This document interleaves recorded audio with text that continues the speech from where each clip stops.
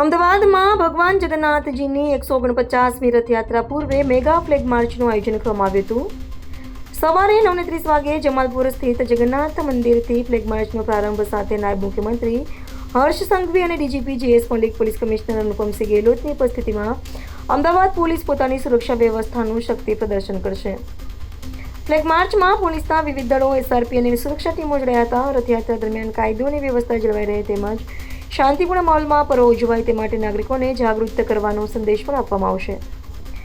આ વર્ષે 14 કિલોમીટરના સંપૂર્ણ રથયાત્રા રૂટ પર એઆઈ, ડ્રોન, ફેસર રેકગ્નિશન અને સ્માર્ટ સર્વેલન્સના સંયોજનથી ચુસ્ત નજર રાખવામાં આવશે। ગુજરાત પોલીસ, અમદાવાદ પોલીસ દ્વારા સંપૂર્ણ વ્યવસ્થાઓએ માત્ર લો એન્ડ ઓર્ડરને લઈને નહીં પરંતુ સામાજિક વ્યવસ્થાઓ પર બી એટલો જ મોટો ભાર મૂકવામાં આવ્યો છે। સામાજિક વ્યવસ્થાઓમાં સૌ સમાજને સાથે રાખીને એકતા કપ, બધા જ સમાજના લોકો સાથે મળીને ક્રિકેટની મેચ હોય કે પછી બ્લડ કેમ્પ હોય, મહોલ્લાઓમાં જઈને, પોલોમાં જઈને મહિલાઓની બેઠક હોય કે પછી યુવાનોની બેઠક હોય, આ બધી જ વ્યવસ્થાઓ છેલ્લા 1 મહિનાથી રાત દિવસ એક કરીને પોલીસ દ્વારા કરવામાં આવી છે। સમગ્ર કાફલાની લંબાઈ, રથયાત્રાનો સ્ટાર્ટિંગ અને એન્ડિંગ પોઈન્ટ એ 2.5 થી 3.5 કિલોમીટર લાંબો રહેશે અને 16.2 કિલોમીટરની આ યાત્રા રહેશે। 18 ગજરાજ હાથી, 103 ટ્રક, 30 અખાડા, ભજન મંડળીઓ અને 3 મુખ્ય રથ આ યાત્રામાં જોડાશે। સવારે 7 કલાકે નિજ મંદિરથી પ્રસ્થાન અને બપોરે 12 કલાકે સરસપુર મોસાલ ખાતે વિસામો યાત્રા દ્વારા લેવામાં આવશે।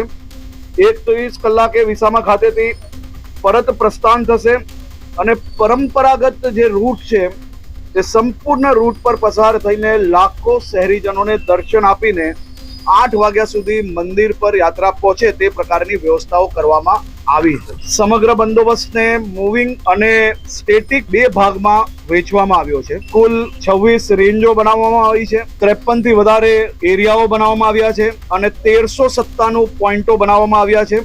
10 આઈજી, ડીઆઈજી, 42 ડીસીપી, 88 એસીપી, 900 થી વધુ પીઆઈપીએસઆઈ અને 30,000 થી વધુ જવાનો યાત્રાના બંદોબસ્ત વ્યવસ્થાઓમાં તૈનાત રહેશે।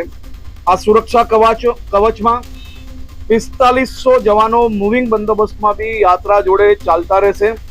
12,000 જવાનો સ્ટેટિક બંદોબસ્તમાં અને 13,000 જવાનો ટ્રાફિક તથા અન્ય વ્યવસ્થાઓમાં ખડે પગે આ શહેરના નાગરિકોની સેવામાં અહીંયા ફરજ બજાવશે।